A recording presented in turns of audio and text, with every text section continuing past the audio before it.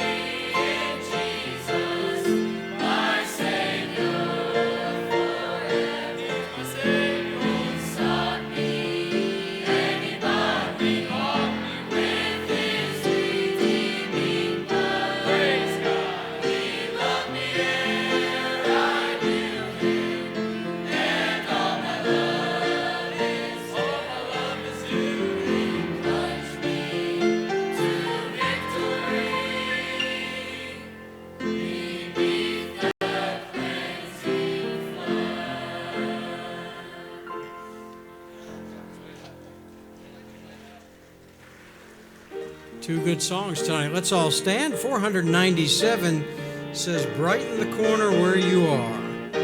Right where you are. Do not wait until some deed of greatness you may do. Do not wait to shed your light afar. To the many duties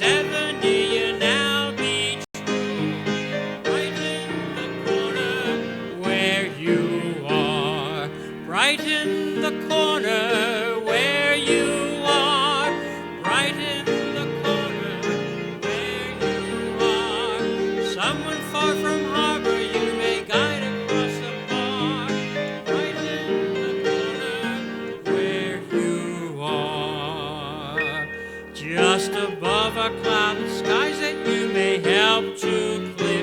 Let not narrow self your way debar, though into one heart alone may fall your song of cheer. Brighten the corner where you are. Brighten the corner where you are. Brighten the corner where you are. Someone far from harbor you may guide across a bar. Brighten the corner where you are. Here for all your talent you may surely find a need. Here reflect the bright and morning star. Even from your humble hand the bread of life may feed. Brighten the corner where you are. Brighten the corner where you are. Brighten the corner where you are. Someone far from harbor you may guide across a bar. Brighten the corner where you are. Go ahead and shake hands. I see the Kids for Christ, King's Kids, they already left, so the rest of you go ahead and shake hands.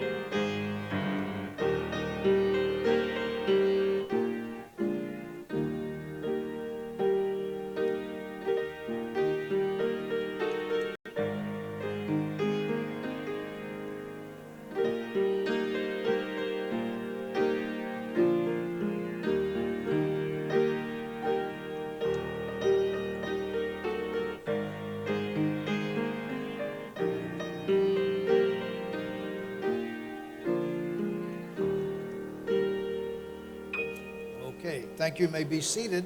Let me make just a couple quick announcements, and then we're going to get into our electives tonight. So let me have our ushers come. They'll give you a prayer list.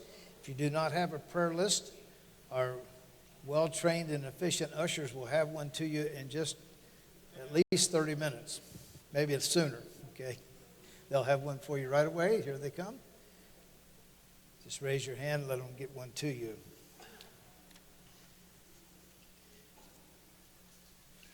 Let's look on the prayer list very quickly. Won't take long to look in the hospitals because this is the first time in a long time I haven't seen a name on the hospital. So those that have been in the hospital have all been released. So that's good news for them. On the inside of the bulletin, I'm going to look tonight at just those names that have been highlighted. Those are new ones. Terrell McClurkin, diagnosed with stomach cancer. I'm not sure we got the name. Joe Delaria, recovering from a recent procedure. Angela Page, Tammy Lawson, Tracy Napier, and Carol Harden. You'll see their needs there, all of them recovering from sicknesses. Special medical. Miss Henry Clark, who's here tonight, is having a lot of pain in her back, possibly arthritis in her back. Please pray for her. Ernie Rife, who was in the hospital with a heart procedure, is home now and doing well. Linda Nunn, having health issues. A lady by the name of Connie in a critical condition after a car accident. And Tammy Wright, medical issues. That's Jan Patrick's sister. So those, so pray for that. Special prayer. Jim Breeding, Logan Dane, the Richardsons, Ryan Patrick, and Don Patrick. That's on our special prayer. To see no new additions on our cancer list, so that's we're thankful for that. On the back side of the bulletin, we have Addison Spencer, diagnosed with a blood disorder. Also, Herb and Donna McGeorge transferred to a different nursing home down in Georgia. And then Aaron Breeding. This is Jim and Judy's son in a New York hospital. And I understand that Judy is there in New York, and I don't have many other details other than that. But he has back pain, I believe, but there's no diagnosis of exactly what's going on with that, okay? Okay, let me see. Okay, the first announcement. Just go to the announcements right now. This, many of you will be hearing this for the first time. Joe and Mary Jean Ramirez went down to Florida just a few weeks ago, really, maybe 2 to 3 weeks ago, to my understanding, and I kind of lose track of time.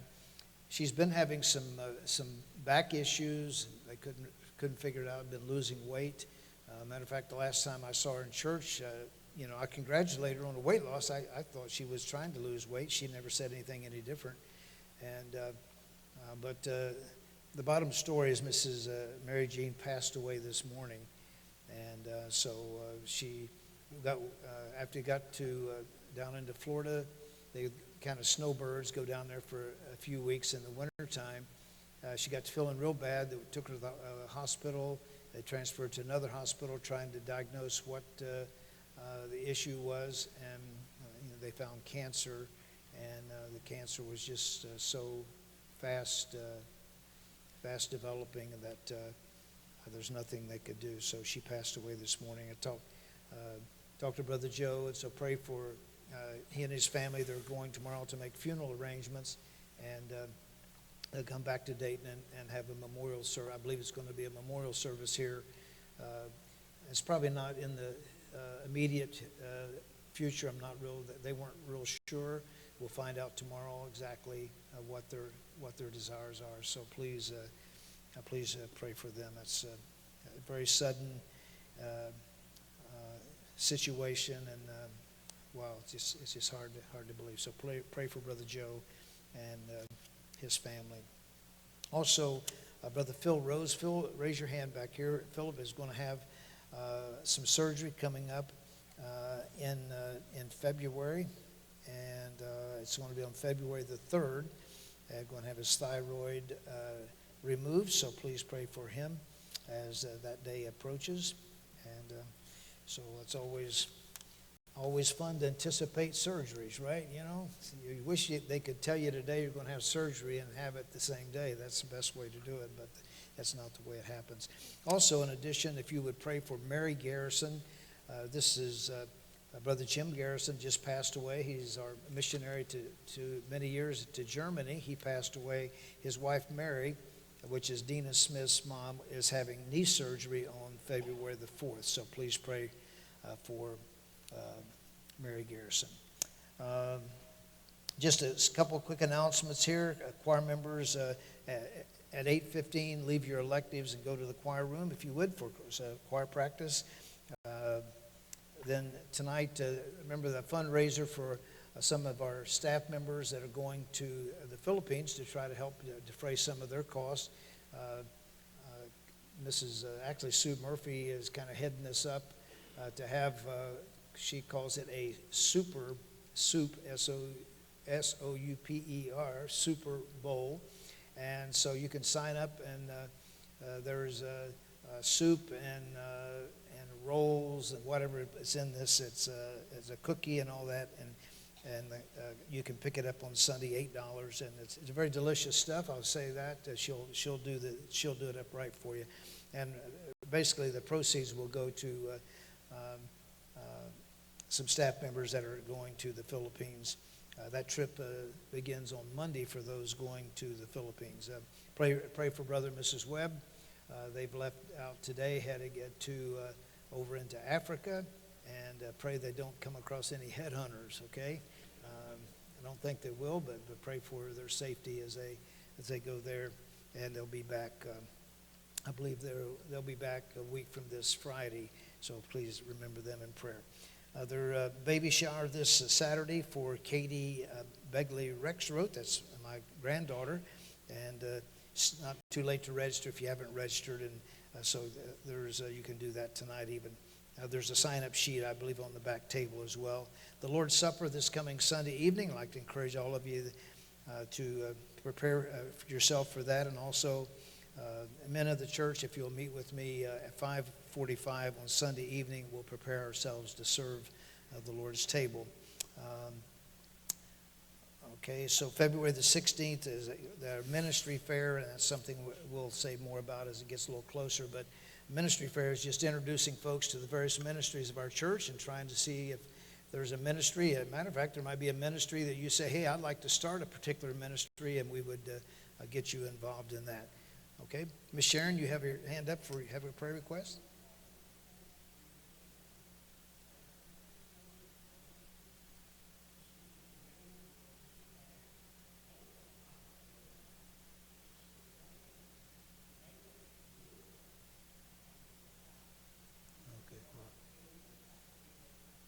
Okay, so a lady named Rosie who.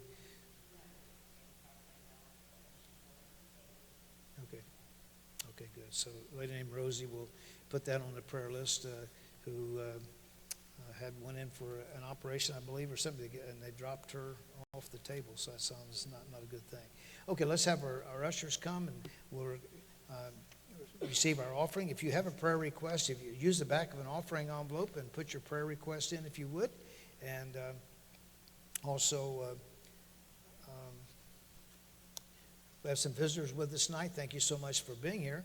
If you could use an offering envelope to give us a record of your visit, we'd love to know get your information about you if you would care to give that to us, and we're glad to have you with us tonight. All right, let's ask God to bless in our offering tonight before we go to our electives. Lord, we thank you tonight that we can be in the Lord's house, and I do pray especially for the Ramirez family, and pray, God, you keep your hand upon Brother Joe and his family as they go tomorrow to complete some arrangements for Miss Mary Jean, and as they contemplate a funeral service here in Dayton.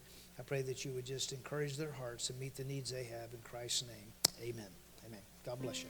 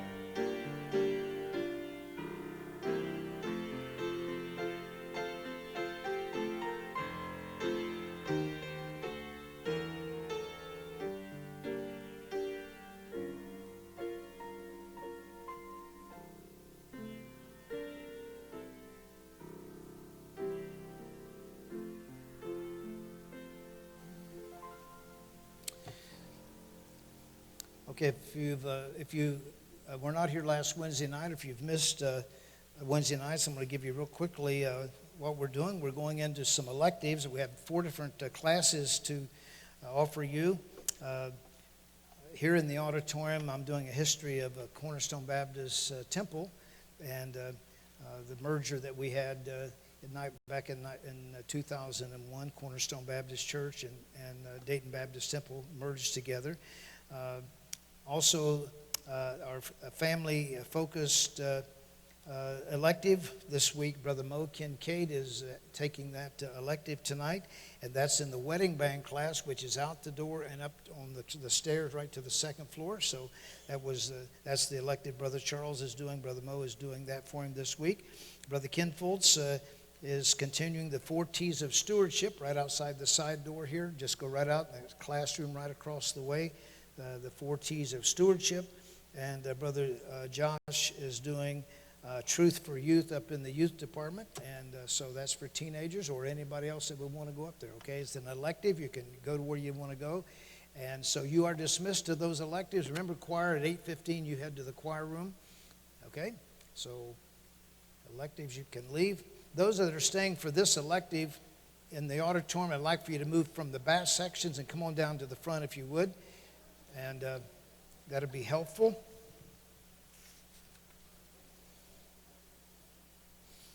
Okay, I got to see this.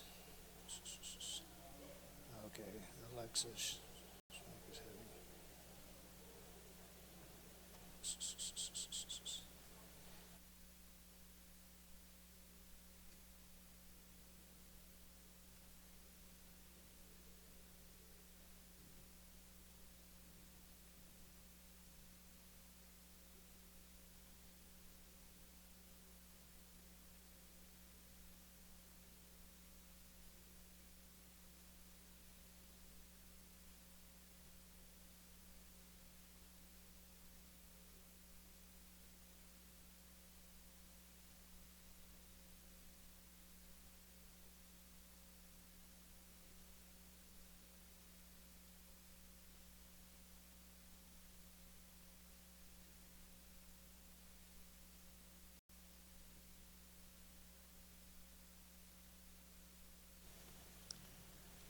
Okay, we got a mic here now. Okay.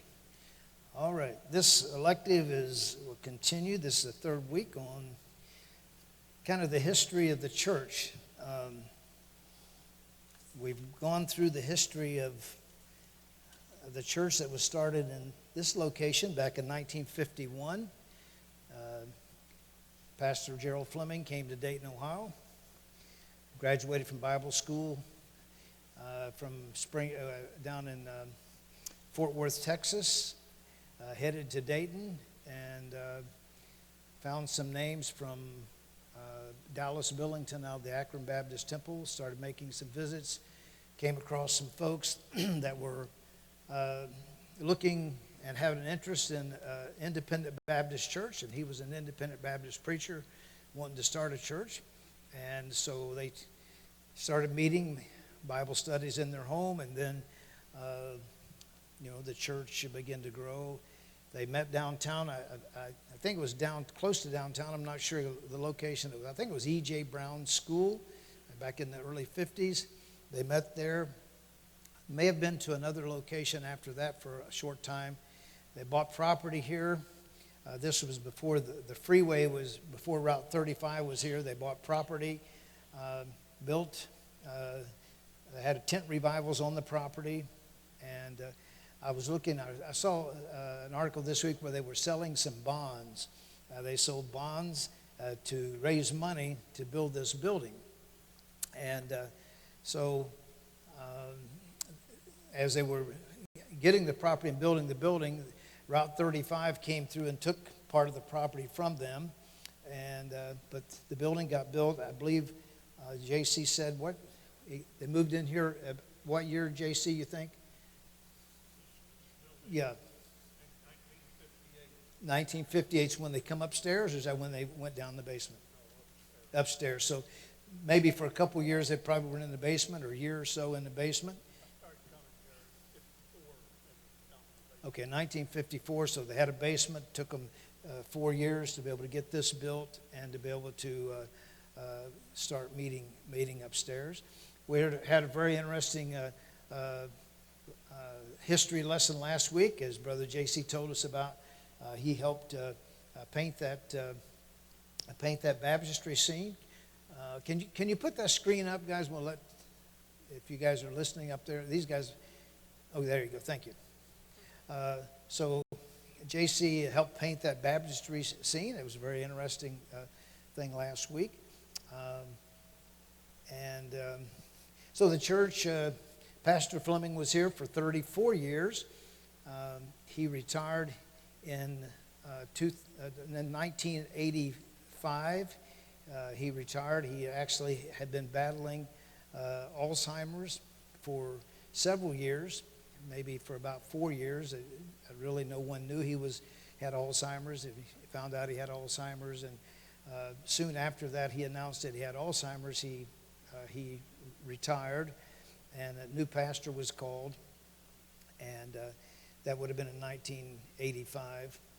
And so then in 2001, I was on the staff here for 17 years, and then when Pastor Fleming retired, the new pastor was called to the church.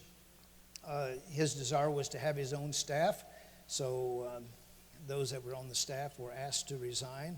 It was a nice way to say, leave. It was a nice way to say, we don't want you, I guess. So I tried not to take it personal because they didn't know, he didn't know me. So I just, anyway. So, I left, okay, with kind of a broken heart, but realized that, sometimes God's ways are not our ways. And so I just said, okay, I'll try to go on with my life and go along with serving the Lord. Didn't know anything. There was opportunities. I could have went other places, but I had no desire to go any place. I had my roots in Dayton, my family in Dayton. And so I lived in Beaver Creek at that time, so I started a Bible study in my home in Beaver Creek. And after several months in a Bible study, determined by those that were in the Bible study that we felt God was leading us to start an independent Baptist church. And so we started in that direction, and the first thing, by the grace of God, they voted me in as pastor, so I was happy about that. And so we met in my home for a period of time, and was, you can't meet in a home all that long. And so we were in need of some room, and I found, I was driving down Harshman Road one day, and I saw an old school building. This is part of it. It would be this part of the building. There was an old school building. It had a flat roof on it, and it was a red brick, flat roof. It was called the Old Wagner School Building. And so I inquired about that building. It had a for sale sign. I'd never seen a for sale sign out there before, and weeds all growing around it. And so I contacted the realtor. The price was $125,000, and so that seemed like a big thing, at that time when we just started. We didn't really have hardly any money at all. But anyway, I went to inquired about it. Went to the church. They got excited about it. I went to apply for a loan. They told me that I'd have to have I think it was $30,000 down and 10 co-signers. And so I act like no problem, but the thing is, we didn't have the money and we didn't have 10 people to co-sign, so I knew that was a problem. But I did get 3 co-signers, I think, maybe 4, and I was one of them, so that didn't count much. And but when I took those in, then the banker looked those over and called me back the next day and says, "Don't worry about any more co-signers. There's enough co-signers. If you can, look for the money for the." So we were trying to raise the money about a week before it was time for a closing. A family in the church came in.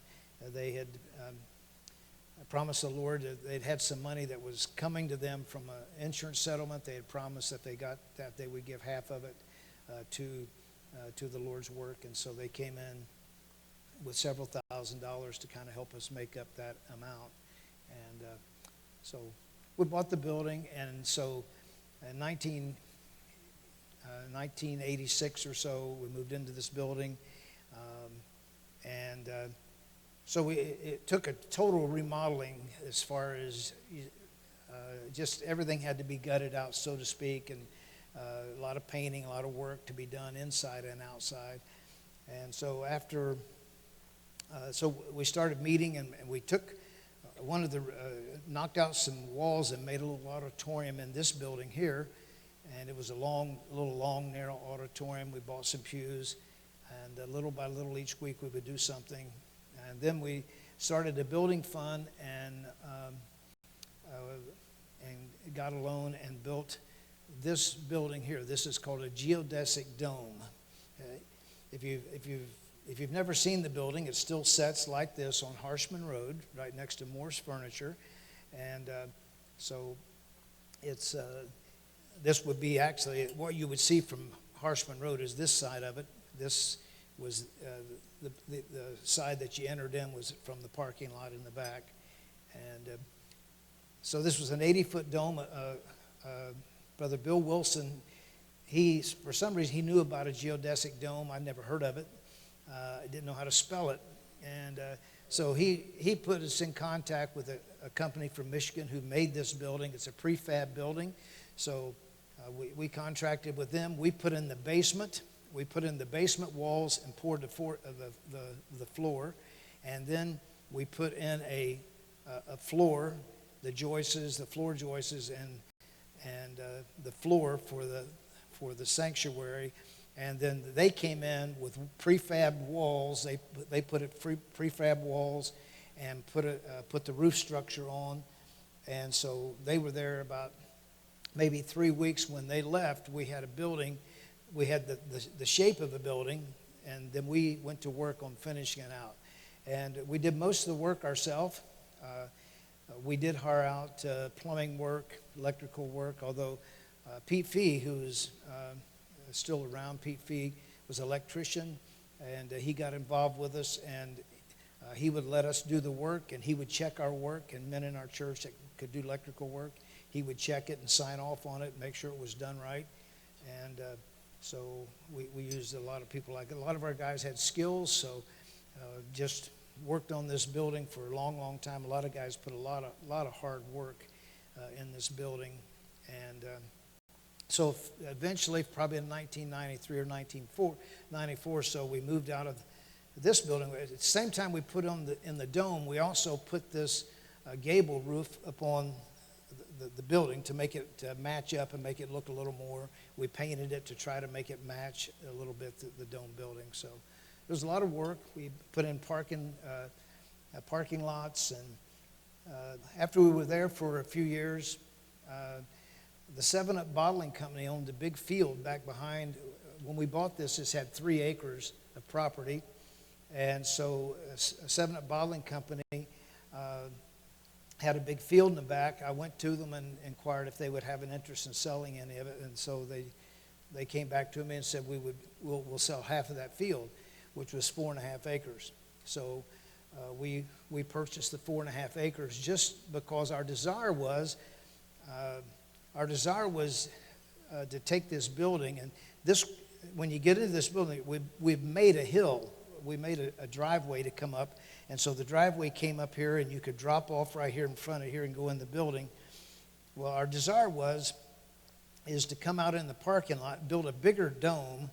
This was an 80-foot dome. We wanted to come out and build a 100-foot dome, which would give a lot more seating, and attach it to this dome, and then that would be our next building project. So we started a building fund, and at that time, back in 2001, we probably had about $350,000 in that building fund, which that sounds like a lot of money, and it is, but the 80-foot dome would have probably ended up costing us at least $1.5 million or maybe even more to get it built.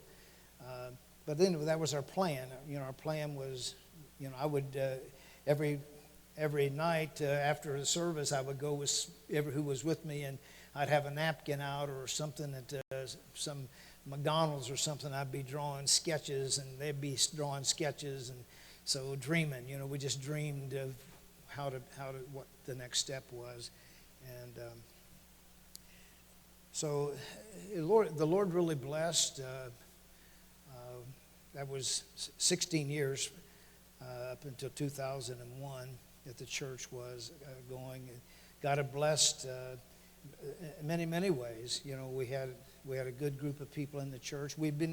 Because the building was small right away, after about the first year or so, since we had a small auditorium, we started doing 2 services. It wasn't 2 services to have a contemporary and it was 2 services.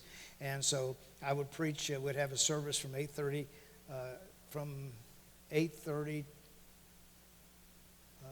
maybe 8:40. We still started Sunday school at 10. I think we had from 8:30 to 9:45. We have a service, and then we had Sunday school at 10, and then we had the preaching service at 11. So it was 2 services, and that was really pretty easy as a pastor. You think, people used to think, you got these 2 services. Well, you preach the same sermon. I preached the same sermon at the first service and the second service, although once or twice I didn't repeat the same sermon because it was so lousy. I thought, I can't preach this sermon again. I don't want to hear it myself. So I remember one time I had a singing group there from some college, and so I preached this in the early service. I preached the message, and after it was over, man, I was just so discouraged. I thought, man, that was lousy, And so when it come to the second service, I always carry my Sunday evening message with me. And so I pulled out most Sunday evening message, and I'll preach it. And then I have to go home that afternoon to get another message for that night. So I preached the second sermon then for the 11 o'clock service. And so then afterwards, the singing group was leaving, and we were saying our goodbyes. And a young girl come to me. She says, Pastor says, we really enjoyed being with you today. And she says, Pastor, I really enjoyed the services, and especially that early morning service. I thought, you did? If you'd have told me that, I'd have had the courage to preach it again. But we had the 2 services, and honestly, I was a scared pastor.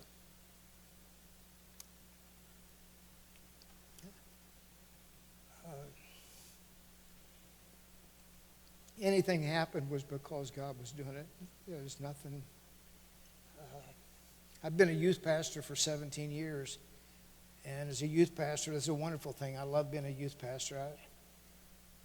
But as youth pastor, you're preaching to teenagers, and it's really a little different deal, And so even though I've been on the staff 17 years, I sure wasn't a Bible scholar, and I've never been to Bible school. What I learned about the Bible, I learned sitting in a pew like you sitting up here, listening to my preacher and what study I did at home and preparing. And, I love the Word of God, but I didn't think, I didn't consider myself this preacher, and I had to really work hard, to come up, messages. And it was good for me. It was a growing experience for me. I just kind of felt sorry for other people, that had to put up with it. But even though when I left here with a broken heart, I'm telling you, God, I learned a lot of things about life and about the Lord. And I still love this place. When I was gone, I love the ministries of Dayton Baptist Temple.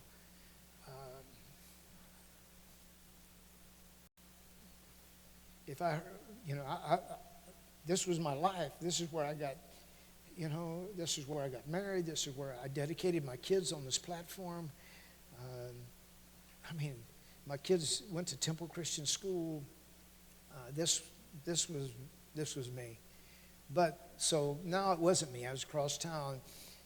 But I found out that that as much as I love God here, I found I love God over there too. I found I could love God some other place, and that God was with me, and God was with people when we meet together.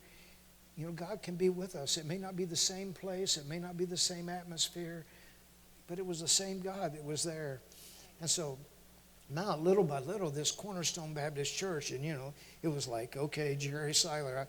It was right down the street from where I graduated from high school, and here my name's out there on the front. New church, Pastor Jerry Seiler, and so here I could see the high school I graduated from, and here, and after a while, it's almost like, just been in the flesh a little bit. You can say, oh, this is a church. Yeah, I started this church. I didn't start that church. I was there when it started, but, God started that church. But anyway, I fell in love with this. This was, wow, so when I got a call in 2001 about merging together, JC was a part of that group that called me, and I kid a little bit, but I said they were pretty desperate when they called me. But I had no interest, really, JC, and I'm sure you guys, I'm not saying you were jumping up and down wanting to call me, but I'm just saying I really didn't have an interest because, man, I had this little auditorium that seated about 325 people over here. And we had 2 services, and Sunday morning it was packed out, and Sunday night it was packed out, and Wednesday night it was packed out. It was like, and to think about this building, this is a huge building now. There's a lot of pews to try to worry about, and I was happy. And so when they approached me, I wanted to be a gentleman about it, and I had compassion for here, and I said, okay, we started meeting. We started having these meetings about whether we should merge or not. And I told them up front that this is not my decision to make, and it wasn't those men's decision to make. It had to be the church decision, and so they agreed to that. So we met at a preliminary, and they asked me questions, and I asked them questions. So we decided to pursue it another step with the indication that if we didn't decide to merge the 2 churches, nobody's going to be mad at each other. I wasn't going to be mad at them if they decided, hey, now that we get the details, we don't think it's right. And if my church decided against it, I didn't want them to be mad at me. So we started this process, and it took us about 4 months of question answering. And at Cornerstone, when I first announced about this possible consideration to merge, it went over like a lead balloon. Honestly, I don't know. It was just like, what? We don't want to go anywhere. This is our church. I mean, here we had guys in there that put hundreds of hours on this building, and people put money into this building, and it was just like, hey, we don't want to go anywhere. And they say, preacher, what do you want to do? And I said, it's not up to me. I did not try to persuade anybody any direction. People always wanted to know what I wanted to do, and I never told anybody because I didn't really know. In reality, I'd have probably said, let's just stay here, okay? But they'd ask me questions. Every Sunday night and Wednesday night after church, I would have people turn in questions, and so I would open up these questions. They would ask questions like, just various questions, and I would try to answer them to the best of my knowledge. Well, this was probably how it would work. I would come over here to the church. JC, if you remember, it was on a Sunday. One Sunday, the first time I came over here was on Sunday after church. And when I came in, I must have been a little, you guys got out earlier than we did or something, because I came over and it was obvious people were just waiting. They were probably getting a little impatient waiting on me to come. And I come in here and there was people in here, and so I was here to answer their questions. And the first question they asked me, they said, if we merge, what would you name the church? What would the church's name be? I thought, I never thought of that. And so I said, well, I don't know. I said, if you get married, you put your names together. I suppose we would call it Cornerstone Baptist Temple. Well, nobody seemed to object, So we have both names in there. And this church had a great history.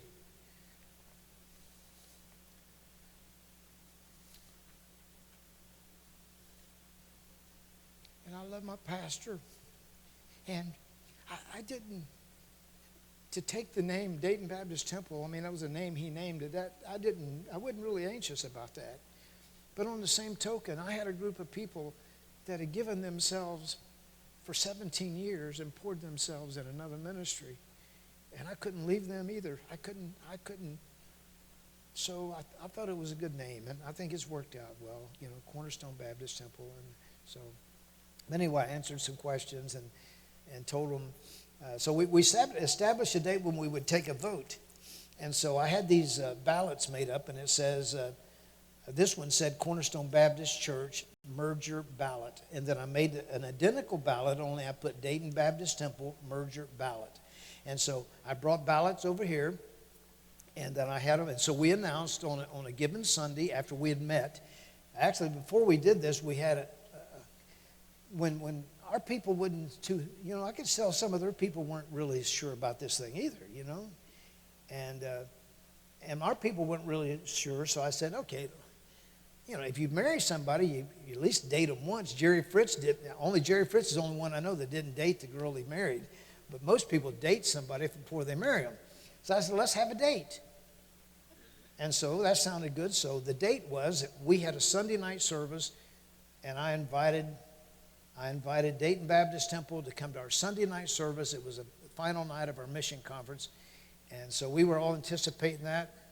And JC, I don't know how many I counted that came over from Dayton Baptist Temple that night, but I don't want to say it wrong, but I believe there wasn't more than 10 people come over. I don't think there was more than 10 people came that Sunday night to that service at Cornerstone. And I'm thinking, wow, okay. But then we had a date. We had a date the next Sunday night here. And so the next Sunday night, and I was preaching on that Sunday afternoon. Someone had asked me to preach at some kind of kind of a southern part of Ohio. So I drove down there, and I came back, and I got back in the parking lot at about 5:30 or 6, and we were to have a men's prayer meeting, a combined men's prayer meeting of the two churches. Well, I went up to the room and gathered what men was there, and so we went up there and prayed, and so I didn't know what was going on down here. Service down here started, I believe, at maybe 6:30 or 7. But when I came, we had asked our choir to come and merge with their choir that night and, have a big choir. Well, when I came down out from the second floor, I came by the music room, and I heard them practicing the choir in there, so I opened up the door, and it was like, it was packed. It was packed. Wow. I thought, well, maybe everybody came tonight out in the choir. And I opened this door to come in here, and I opened this door, and it looked like a beehive. There were people everywhere.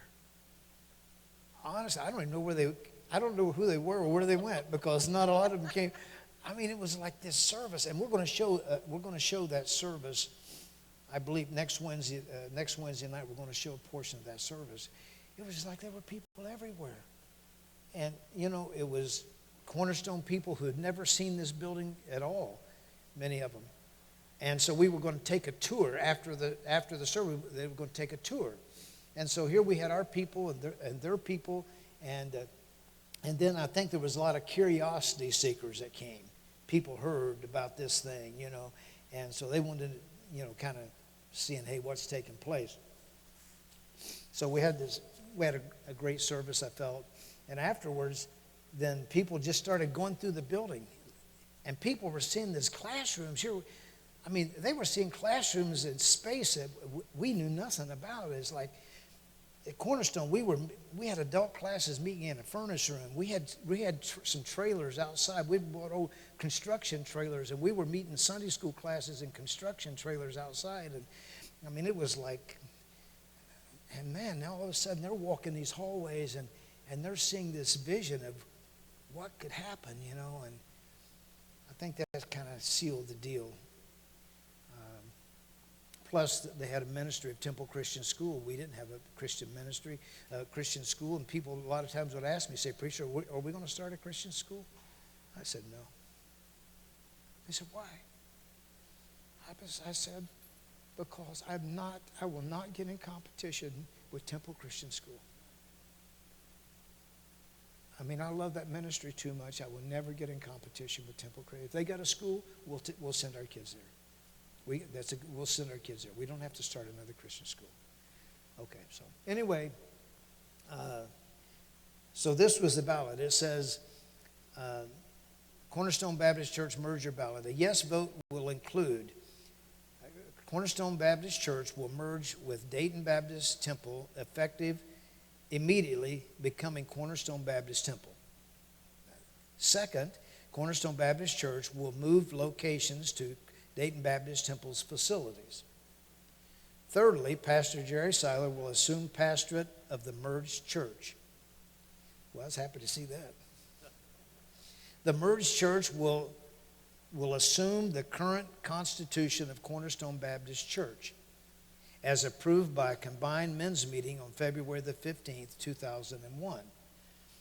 There was some slight differences in the Constitution when we first got together. And Jason, I don't remember all those. I only remember one, but probably more than I don't remember one.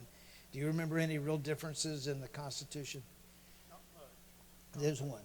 The only one I remember, but it never came up as a problem, was the communion. You know, communion in an independent Baptist church can either be closed communion or close communion.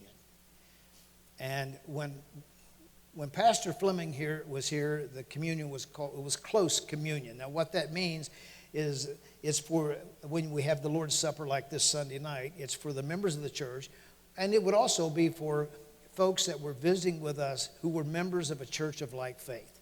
So we have some visitors here tonight, and if they were members of another Baptist church and they were visiting with us and we were serving the Lord's table, then we would have no problem to invite them to the Lord's table with us.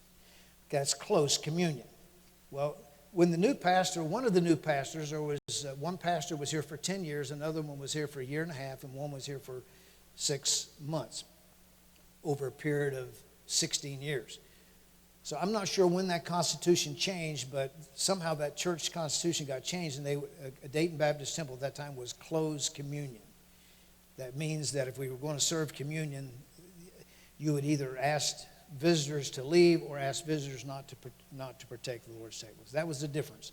So when we merged, we just presented that we would merge with the Constitution of Cornerstone Baptist Church, which would mean that we would have close communion. Okay, so that's what that was about. A few other changes maybe. I'm not sure what they were, though. Then it says the membership charter will be left open until September the 2nd, 2001. And so then you had everybody got a ballot. Every voting member got a ballot, and you could either check yes or no. And we did it on the same Sunday. On that same Sunday, at the end of the 11 o'clock service, we voted over on Harshman Road on our ballot. They voted over here on their ballot. And then a phone call was made in the afternoon, to determine what was the decision. Then we announced it that night at our churches. So, and I don't remember. Do you remember what the percentage was in the vote here, Brother JC? What was it? 98 to 2. Okay. I remember one time at Cornerstone, we were voting on carpet, and we had it was almost, there was only one or two votes that were against it, against the color. We were voting for color. You know, sometimes you can split a church over carpet color, and so we had. So we did avoid throwing songbooks at each other, but I come to find out later, Monty, and I believe this is right. It's my son Monty over there. And I believe a couple of years later, I found out that his wife was one who voted one of the no's, and somebody else in my family may have been the other one. So I said, okay. I never tried to find out who voted no, but when I found out, I was relieved. As, at least they didn't leave the church over the carpet color. So 98-2, that was probably 98% or something, or 96%. And at, well, it would be 98%, yeah, because it was 100 votes. Okay, at Cornerstone, anybody remember? I believe it was maybe 85 to 87%. And I think we had said it had to be at least a 75% vote, and if it was less than 75%, that we'd not merge. So I believe we lost some members after that, not because they were mad or anything. I think it was just because for some, if you lived up in north, it meant a further drive to come this way. And I think some people who really liked the smaller auditorium, the smaller thing, maybe when they came here, the bigness of the space, maybe wasn't to their liking. And I never had anybody, tell me I left because I didn't like the vote or anything like that. Everybody had a chance to vote, and so. But anyway, that was. So then from that, once we voted, then we took about another 5 weeks, and we determined that would be the Sunday that we would merge the churches together. So for about a month after we decided to vote, if you would have come up down around 35 any day of the week, there would have been lights on this building up to midnight any day of the week, because people are in here, because we would take the nursery workers, their nursery workers, and our nursery workers combined. Our first grade boys and girls classes combined with theirs, and so our people came in and worked with their group and set up classes and make them bigger, and painted classes, and people around here, paint flying everywhere, and a lot of things were happening, So it was an exciting thing, and so anyway, that merger took place. It's been 2001. 19 years.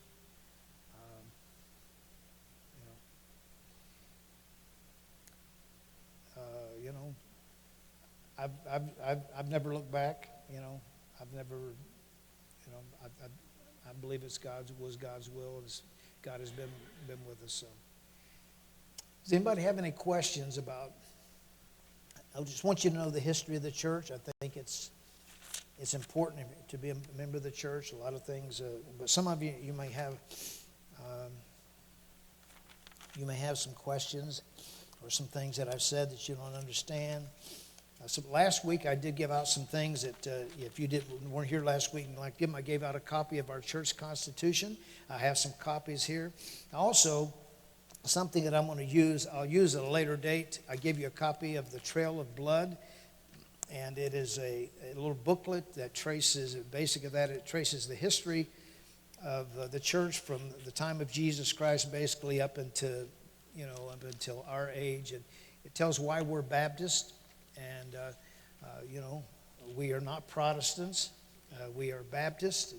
A Protestant came out of the Catholic Church and protested the Catholic Church. A true Baptist was never in the Catholic Church. We got our name from the Catholic Church because they called a group of people that believe the Bible like we believe the Bible. They called them rebaptizers in disdain because they were angry that they would not accept infant baptism of the Catholic Church. And so if someone got saved and you say, okay, have you been baptized? And you got saved, have you been baptized? And so, yeah, I got baptized as an infant. They'd say, no, you got wet, but you didn't get baptized. Okay, so then for church membership, they would require rebaptism. So, of course, that upset the Catholic Church. And so I'm just looking at some things here. By the way, the 7.5 acres on Harshman Road, where this little building sits, we still own that building. We've sold it twice. We just can't. We sold it first we merged in 2001. In 2002, we sold the building for $850,000. Okay, don't get too excited. You can sell something, but we sold it on land contract. And, we didn't receive $850,000. We did receive $100,000 down, and then the church started making payments. They made payments of like $4,500 a month, and they did that for several years. So it was really a pretty good deal. They were good people, and they tried hard, but they just they couldn't get the church to grow. And so they were in that building for maybe 6 years or so, and then they just we helped them to stay in there. Matter of fact, the last year or so, we paid insurance for them. They got behind on their payments. We never forced them out at all. They came to us and said, well, look, we can't stay. So then at that time, when we came here, the first thing we did, and on that day of the merger, one thing that was not in this, but it was stated to both churches, the first thing we would do if we merged, we were going to buy the little yellow house that sits, if you go out here to the left, there's a little yellow house there. The church was going to buy that because it was for sale. It had been there for years and it had never been for sale. But right before this merger, there was a for sale sign went up there. Well, so we got that it was going to be our mission house. And then Brother Bill Wilson, who was my assistant, he and his wife, Bill's deceased now, Miss Hazel's over in the nursing home. They were older, and he came to me and said, "Preacher, could we sell our home and move in that house?" And so, I talked to the men about it. They said, okay. So the Wilsons, it's now called the Wilson Mission House. They had been done some mission work in Romania. He had been a pastor a number of years, so it was a good deal. And they loved that house. They took care of the house. And since that time, we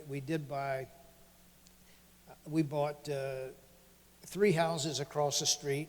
The first 3 houses across the street, we bought those only because we were trying to protect our neighborhood. If we have people in our neighborhood who knows us and we know them, and they can kind of be a watchdog for us as well. So we bought that. Mrs. Henry Clark, her and her husband, been in deaf ministries forever around the world. They come to us to help us with our deaf work several times, and finally they were at the end of their ability to travel a lot, so we just purchased that house, and they want to know if possibly they could live in that house. And so I agreed with them. I made an agreement that they could only live in there for a period of time. They had to move out no later than 1 day after they passed away.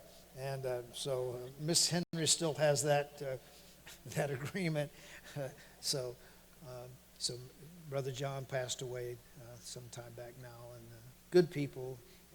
And really because of your faithfulness, we can have a house like that, and we can be a blessing to some of the greatest servants that the world has ever seen for deaf people.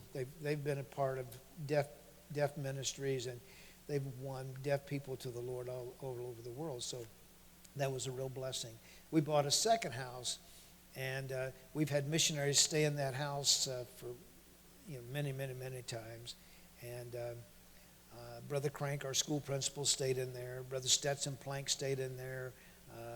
The Brogdons, missionaries, stayed in there. Dave Ross and Carol stayed in there for a long period of time, and probably somebody I'm forgetting, but anyway, now in that house we have Miss Linda, who's on our staff. She's in that house, and she's on our cleaning staff. She's a widowed lady, a single lady, and so. It's a blessing to her and a blessing to us. So she actually rents that house from us, and she had a real interest in that. She feels safe there, and we feel good about her being there. She's pretty tough, so she can look after the neighborhood pretty good too. And then on the other side, we bought a third house not long ago, and we paid what did we pay for that house? $10,000 or something like that. The first 2 houses, we paid about $60,000 or $65,000 for them. Then there was this land bank or whatever it's called, had a house down here. It needed repair. We paid like $10,000 for it. We put about $10,000 or $12,000 in it. It's a very nice house, and it's got it's very good shape. And we have about $22,000 to $25,000 in it. And one of our staff members, when Daniel Barker and his family went off to Bible school. They worked on our staff, and so we hired Brother Eric Hendricks to come on our staff. And his desire is to be a missionary to Zambia, he and his wife. So, they said, we need to learn to live by faith. And I said, well, come on, we can help you live by faith. Come you come to the right place.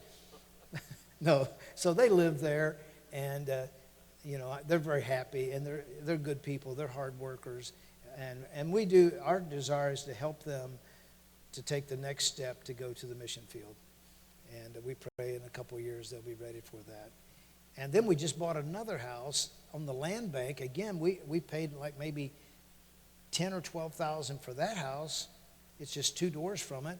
And we're doing work on it right now. When we get that finished, we'll probably have $25,000 in that house. And so, wow, so those have been, so that was a blessing. We still have a couple things around here we'd like to buy, but I don't want to say too much about it because you'll go tell them and they'll up the price. So we did buy, one of the first things we did, there's a grocery store up on the corner, which is now the Dollar General. Is that Dollar General? It used to be called Freedom Foods.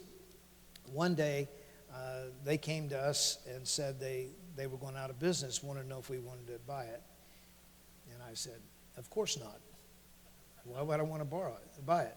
We use the parking lot when we want to, why would we want to buy it? Well, a couple of men came to me and said, preacher, are you sure about that? Said, what if somebody buys it and puts a fence around that property up there and we can't use it to park? What are we going to do then? We'd have to buy a bunch of houses down here and tear them down and make parking lots. And I said, well. So they wanted $650,000 for this building. So we had a desire. We had a high school, never had a gym. We have a little piece of a little box over here we call a gym. It's just a little area. Never had a gym. And so we thought, okay, we could use a gym, and we could use it could also be a bigger fellowship hall for us. And so that was my dream. And we brought over $350,000, and we had in the building fund, so we felt we probably need to put that money in some kind of toward a building or towards something, that's what people gave it for. And Dayton Baptist Temple had no debt when we came. They had no debt. The only problem that was here, JC, as you would know, is the place was run down in some areas. Some areas were very well kept. The auditorium was in beautiful shape, but some of the classrooms upstairs, the parking lots, need a lot of work. Matter of fact, when we came over here, we put a lot of money just in parking lots to put asphalt on them again and make them look nice. But anyway, so I thought, okay, we'll buy the property. That building up there was 100 by 150. That's exactly what you would need for a gym and some classrooms. So I thought, that's perfect. We'll buy that building. We'll go up there. We'll put a gym up there and some classrooms up there, a youth center up there. We'll take the roof up and make a high roof. It's perfect. So we bought it. Then I run out to an architect and said, this is what I'd like to do. He came out and looked at it and says, boy, it's a good thought, but if you do it, it won't work. He said, if you try to take the roof off this building, the walls will collapse. It's too old. Oh. So I thought, I got a problem. So not long after that, a couple of weeks after that, I'm contemplating and we're thinking, what should we do? I had a phone call. A guy on the phone, he said, so I'm so-and-so. He said, sir, I understand you bought the Freedom Foods building. I said, yes, sir. He said, I wonder if would you have an interest in selling it? I said, really, but I don't think I could do that. I said, I just told our people how much we needed it, and we bought it. Now, how can I go back a month later or 2 months later and say we don't need it anymore? I said, no, I couldn't sell it. No. He said, well, would you consider leasing it? I said, I don't think so. I said, we're not landlords. We got a church. We don't want to be landlords. I said, what kind of business you have? And he said, well, I'm looking for a grocery store business. And I said, no, it wouldn't work. I said, lottery tickets, tobacco, alcohol, magazines, lottery. I said, no, it would never work. He said, well, what if I tell you we don't do any of those things? Oh. I said, well, I tell you what let's do. Let's call it Cornerstone Foods and go into business. He said, well, I don't think I could do that. But he said the name of the company is Save-A-Lot. And the guy in the area was a guy named Mike LaFino, who's out in Beaver Creek. He owns a lot of stuff out there, grocery business. And so we started negotiating. They come and they lease that building from us. We leased it to them for 10 years. The lease, they paid us on the lease, and on the lease, we made the lease to where we had no responsibility. The only responsibility we would have is if the walls fell in or the roof caved in, and then we'd call our insurance company and say, we need some repairs. We had no maintenance responsibilities. I mean, if it was their baby. If there was a leak, they had to, fix it. It's just like going to Kmart. If you got a leak, you say, can you help me? They'll say, yeah, buckets are over here. You sell buckets over here. So that was how we was helping. So they came in, and first thing they did, they came in and remodeled the building inside. They built a freezer, a big walk-in freezer off the back of it at their cost, our building. They paid us $6,500 a month lease. In 10 years, the lease paid off $650,000 loan we had on that building. We had that building. They stayed there for 10 years, and that building was paid off by their money and not ours. Now, at the same time, we went out and we want to build a building. So first of all, we had to borrow $650,000 though to buy that building. And now we have to build another building because we still want a gym. So we go out and get a loan for $1.75 million. Now, I don't talk in those terms. I don't live in those terms. That was all strange to me. But we got this loan, $1.75 million. Okay? We lease the building, they're giving us $6,500. We sell the building across town, they're giving us $4,500. That's $11,000. The loan payment on $1.75 million was $11,050 a month. So now, for the next 6 years, we made the payments on this loan to build the high school building. For 6 years, we made that payment every month with somebody that building was paid for. That building on Cornerstone was paid for. Before we ever made the merger, it was paid for. It was kind of pretty cool. But then things that are pretty cool don't always stay cool. Then all of a sudden this church had a problem, and they said we have to move out. Oh, okay, now they move out. Now there's $4,500 is no longer coming in. So now we're going to have the $4,500. So we had to tough it up a little bit. And then the Save-A-Lot at the end of the 10 years, they decided not to renew the lease. They wanted to put alcohol in there, and we would not let them do it. And so they decided to move. Very interesting. So now we still have the payments. We still have the $11,000 payments. And but we were making it, and somebody help me now. We sold the building. The next time we sold the building to a guy out of Michigan, we sold it for the Dollar General, And so now we sold it this time. But when we sold it, the property behind it, there's a fence up there. We didn't realize they was going to put a fence. But you see, when people buy it, if we didn't sell them all the property. We sold them the building and part of the property. We kept all the property behind the building, which we needed for ourselves, for future parking or for some current parking that we use on Sunday. We kept that. But we sold the building to them. I think we sold it to them maybe for, anybody remember the price? Is it $550,000 maybe? I think it was something like that, maybe 550,000. But thank God it wasn't on land contract. That we did get that money.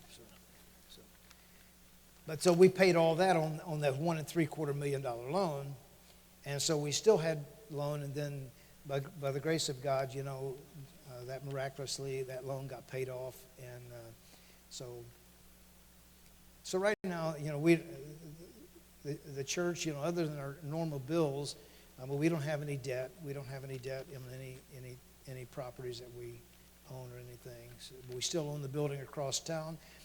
I have a sign up there for sale. I have my phone number. I probably had 50 calls on that building. Everybody that calls, they want to know how much of the building, how much you want for the building. They want to know. I mean, they're foreign, and so I have to figure, okay, why do you want this building? So I have to try to, fill them out a little bit. Why do you want the building? And a guy just called me this week. He wanted the building, and he said, "Well, I want looking for a wedding venue. I want to have weddings." Ooh, I said, "Well, that's a lot of money to put in to have wedding." "Oh yeah, well, I want to make it nice. I want to just change everything and over." And he said, he says, "Do you have how much is it? How many does it seat?" And I said, "Well, it seats maybe 325 in pews and a wedding for an auditorium." And does it have a fellowship hall? I said, "Yeah, it has a fellowship hall." And he says, "Does it have a kitchen?" And I said, "Oh, yeah, it has a small kitchen." He said, "Well, I just need to come look at it to see if I could enlarge the kitchen and where I could put the bar." And I said, "How much you want for the building?" Oh, I said, 150, $1,500,000. So, of course, I don't want, he don't want to pay that. But we could have sold the building already. We could have leased the building 100 times. We could have sold the building if we were willing to sell it to someone who was going to put something in there that we were not happy with. And so I regret that it sits over there, but it still belongs to us. And we're praying at the right timing, God will allow that to sell. And so, anyway, that's my story. Anybody got any questions? Yes, sir, John. Oh, we could. We maybe we'll turn it into a mission house. Every mission house we turn it into, we use it for something else sometimes. But oh, by the way, I did something. This is not missions, but I'm doing some work on missions, getting ready for our mission conference. In 19 years since we merged with Dayton Baptist Temple, I figured up today that we've probably given over $6.5 million to missions since we merged the two churches. $6.5 million to missions. So, that's been our heartbeat. That was the heartbeat of Pastor Fleming when he started this church. This was our heartbeat at Cornerstone, and that was the heartbeat of Dayton Baptist Temple when we merged. So, the mission of the church is missions.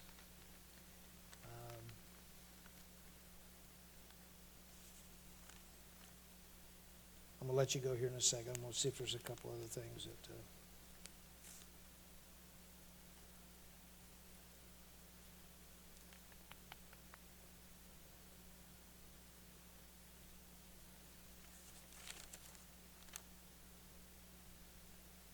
No, I just want to say if anybody's interested in buying the Cornerstone building, please see me afterwards. So I would be glad to. I'd be glad to talk. I have a special going on at this time. Okay. I was looking at the charter of Cornerstone Baptist Church, and Miss Sandy, you just stand up back there. This is Sandy Fogel. Most of you would know Sandy Fogel. But, sometimes people in our church, they're busy and they work around here. You don't always see them. Sandy, a charter member, the first meeting that I ever had when I was contemplating starting a church, I met at Sandy and Forrest Fogel's house off of Spinning Road, scared to death. Literally scared to death.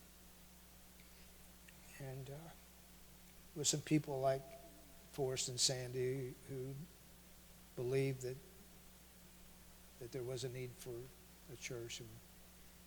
And thank you, Sandy. Thank you.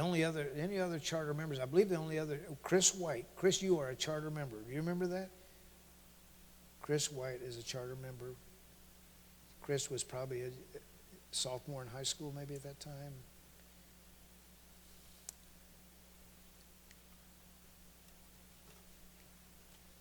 I was youth pastor at that time and taught in Temple Christian School and whatever else I did, you know. And that was one of the heartaches in my life, Chris. I left you and Dave and Todd. It wasn't an easy thing. And I know it wasn't easy. We were like family, man. These kids were so much a part of my life, you know.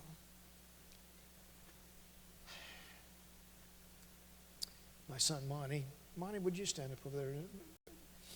My son, Monty, is, you know, folks don't always know Monty. He's kind of in the background all the time, but he's here every service and teaches junior church every week. And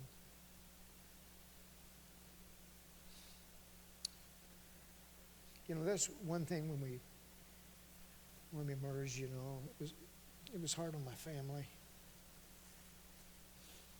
But my family hung with me, and, you know, they was a little upset when all this happened, but we decided that, you know, we'll see what God can do, what He will do.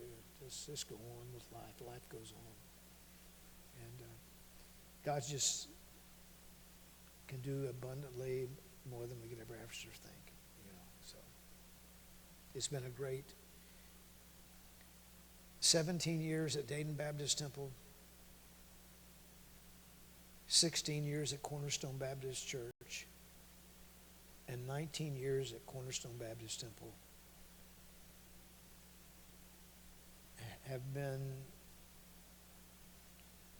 They each have a different aspect of my life, but they've each been a real blessing in my life.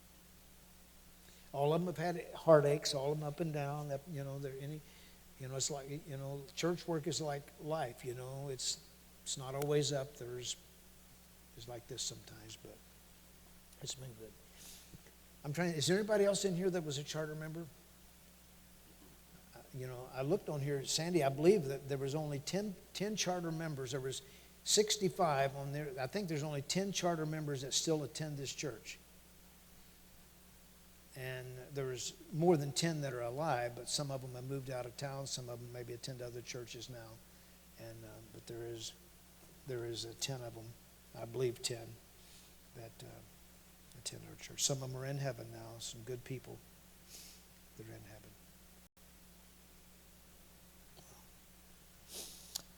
Okay.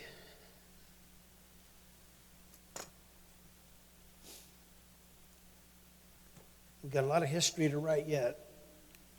We've got a lot of history to write yet about our church till Jesus comes. Amen. Amen. I hope next week I'm going to be in the, Lord willing, I'll be in the Philippines. I'm still waiting to hear about when the Ramirez family funeral will be, and